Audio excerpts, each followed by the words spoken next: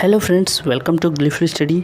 तो चलिए आज हम लोग एक और ऐसे प्रैक्टिस करते हैं और आज का टॉपिक है लाइब्रेरी। ओके, तो इस टॉपिक को आप कहाँ पा सकते हैं? डेली टॉपिक भेजा जाता है टेलीग्राम चैनल पर। आप टेलीग्राम चैनल ज़रूर ज्वाइन कर लें, यहाँ पर आपको पीडीएफ भी मिल जाएगा। ओके, तो चलिए शुरुआत करते हैं टॉपिक का। देखिए, सबसे पहले जान लेते हैं कि टॉपिक तो लाइब्रेरी है, इसको लिखेंगे कैसे। तो इसको लिखने के लिए वही हम लोग का 3 रूल काम करेगा यहाँ पर भी।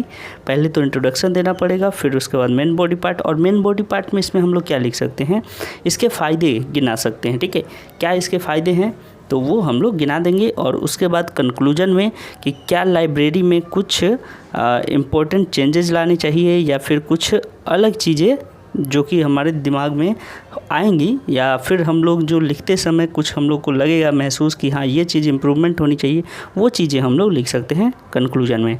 तो चलिए शुरुआत करते हैं। देखिए, books are best friends of a man. ठीक है, they are one of the main sources of knowledge. The best place for easy access to books is a library. In library, not only books but also magazines, journals and newspaper are available. One can get the atlas, encyclopedia etc. Okay, तो यहाँ तक introduction part में हमने क्या बताया कि library है क्या basically.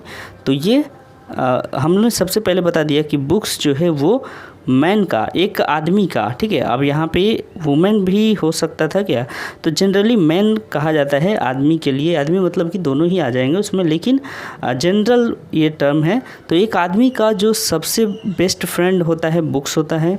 They are one of the main source of knowledge. तो मेन सोर्स का नॉलेज होता है कौन? Book. Okay, the best place for easy access to books. आखिर ये हमें बुक्स मिलेंगी कहाँ?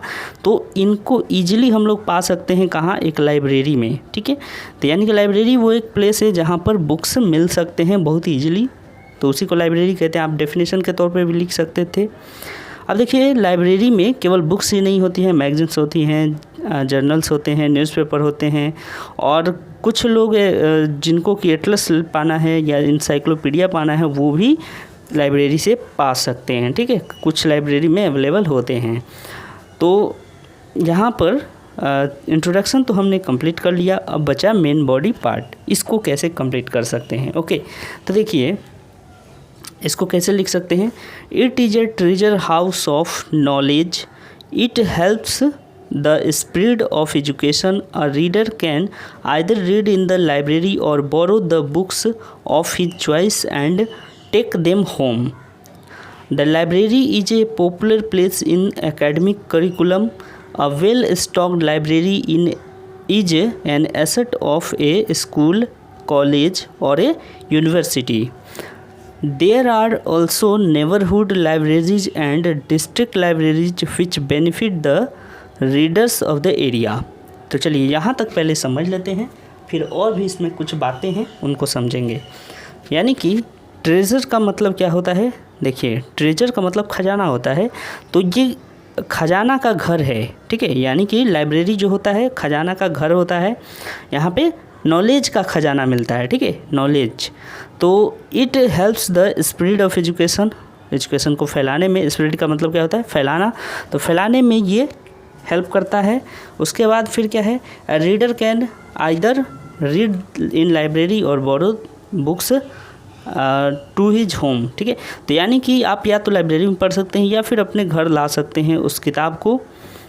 उसके बाद फिर लाइब्रेरी जो है वो पॉपुलर प्लेस है। और वेल स्टॉक्ड का मतलब क्या हुआ कि जहाँ पे स्टॉक भरे हों। ठीक है, जहाँ पे किताबें भरी हों, ऐसी लाइब्रेरी। ऐसा नहीं है कि हमने 2 किताबें रख दी और बोल दिए कि यही लाइब्रेरी है, तो उसमें क्या किसी को मज़ा आएगा पढ़ने का। पढ़ने का मतलब है अलग अलग तरह की वैरायटी उसमें भरी हो, तो वो लाइब्रेरी कहलाएगा वेल स्टॉक। ठीक है, चलिए अब आते हैं कुछ और पॉइंट जिसको कि हम लोग मेन बॉडी पार्ट में लिख सकते हैं।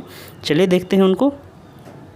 तो देखिए, ए स्टूडेंट और a reader can increase his knowledge of various subject by reading in the library during his spare time.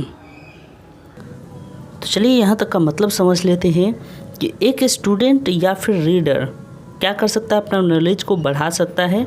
और reading in the library during spare time, यानी कि उसका जो खाली टाइम है उस समय पढ़कर, ठीक है, लाइब्रेरी में पढ़कर वो अपने नॉलेज को बढ़ा सकता है। ठीक है, तो स्पेयर का मतलब क्या हुआ, खाली, और टाइम यानी कि समय। तो one can update one's knowledge by reading regular in a library, यानी कि कोई व्यक्ति जो है अपना नॉलेज बढ़ा सकता है रेगुलर पढ़ के लाइब्रेरी में। A library needs a good librarian who should be well qualification in library science. Such a person can maintain the books properly. He can guide the student to select suitable books. तो देखिए, एक librarian पता है होना चाहिए, और librarian भी ऐसा जिसको कि नॉलेज हो, ठीक है, लाइब्रेरी साइंस का क्वालिफिकेशन उसको हो, और वो आदमी क्या करे, बुक्स का प्रॉपर मेंटेनेंस करे, गाइड करे स्टूडेंट्स को कि कौन सी बुक पढ़नी चाहिए। ठीक है, तो अलग अलग तरह का उसका नॉलेज हो बुक्स को लेकर। और उसके बाद देखिए, he should be cheerful and cooperative, he should interact well with readers, the readers can easily get the books they want if they consult the librarian. Okay, तो यहाँ पे ये समझिए यहाँ तक बातों को कि वो तो गाइड कर ही सकता है, साथ ही साथ उसको कोऑपरेटिव होना पड़ेगा, उसको अच्छा से बात करने वाला होना पड़ेगा। ही शुड इंटरेक्ट, यानी कि अच्छे से बातचीत करनी चाहिए रीडर्स के संग। और उसके बाद द रीडर कैन गेट, और रीडर जो है वो कोई भी बुक बहुत ईजिली पा सकता है अगर वह लाइब्रेरियन से कंसल्ट करे। यहाँ पर कॉमा होगा, ठीक है, फुल स्टॉप नहीं, यहाँ पे कॉमा होगा। तो अगर वो क्या करे, कंसल्ट करे लाइब्रेरियन से। तो दस the guidance of the librarian saves a lot of time of the reader. Okay, तो यहाँ पर देखिए द गाइडेंस ऑफ, तो यहाँ पे गाइडेंस का यहाँ पे जो ये है ये गलत है, इसका काट दीजिएगा। The guidance of the librarian ऐसे होगा, ठीक है, ध्यान रखिएगा, यहाँ पर एक मिस्टेक है। Save the time, lot of time of the readers, तो अगर कोई लाइब्रेरियन है तो वो क्या कर सकता है, किसी रीडर का टाइम बहुत बचा सकता है। मान लीजिए आप ही गए लाइब्रेरी में, आपको एक बुक चाहिए तो आप पूरा लाइब्रेरी खोजेंगे, और लाइब्रेरियन है उसको पता है कौन सा बुक कहाँ है, तो आपका बहुत सारा टाइम बचा देगा। ठीक है, a good librarian welcomes suggestion from readers for the improvement of the library. He purchases new books after taking into consideration the needs of the readers. यानी कि एक लाइब्रेरियन क्या करता है, सजेशंस मांगता है कि आपको क्या क्या सजेशन, आपका क्या क्या सजेशन है बताइए, हम लोग इम्प्रूवमेंट करेंगे अपनी लाइब्रेरी में। और साथ ही साथ कुछ अगर उसको लगता है कि रीडर्स की ज़रूरत के हिसाब से कुछ बुक्स जो हैं कम पढ़ रही हैं, तो उनको क्या करता है, वो परचेज भी करता है और अपना लाइब्रेरी को उससे भर देगा ताकि आपको कोई प्रॉब्लम ना हो। तो ये होता है एक अच्छा लाइब्रेरियन। और अब हमने क्या किया कि एक पूरा लाइब्रेरी के बारे में यहाँ पे थोड़ा बहुत जितना डिटेल चाहिए था दे दिया। कम से कम 250 वर्ड्स में लिखने होते हैं। ठीक है, ये पहले आता था वर्ड लिमिट, अब नहीं आ रहा है। तो आपको क्या करना है, कोशिश यही करनी है कि 250 शब्दों तक कम से कम लिखें। ओके, चलिए अब यहाँ पे देखिए, the furniture inside the library should be comfortable, neat and clean.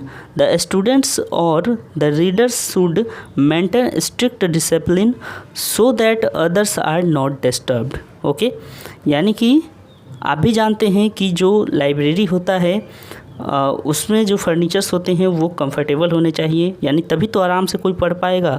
साफ़ सुथरे होने चाहिए, और स्टूडेंट या जो रीडर्स हैं, ठीक है, जो पढ़ने वहाँ जा रहे हैं, उनको डिसिप्लिन मेंटेन करना पड़ेगा, साइलेंस रखना पड़ेगा, क्योंकि दूसरे भी पढ़ते हैं तो किसी को डिस्टर्ब ना हो, इसलिए डिसिप्लिन वहाँ रखना चाहिए।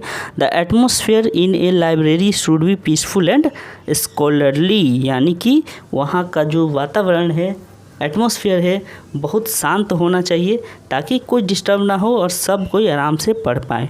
आगे देखिए, the books should be made available free of cost to the poor and needy student in the library, यानी कि लाइब्रेरी में अभी हम लोग का सजेशन है, ठीक है, मतलब अपनी तरफ से एक सजेशन आप दे सकते हैं कि लाइब्रेरी में क्या होनी चाहिए। तो लाइब्रेरी में गरीब बच्चों या ज़रूरतमंद बच्चों के लिए फ्री में, ठीक है, कुछ लाइब्रेरी होती हैं जहाँ पर कि पेड पैसे देकर आप पढ़ सकते हैं, लेकिन अधिकतर लाइब्रेरी में ये फ्री वाला सिस्टम होना चाहिए जहाँ कि गरीब बच्चे जो हैं वहाँ पर जाकर पढ़ सकें, उनको कोई किसी तरह का पेमेंट ना करना पड़े।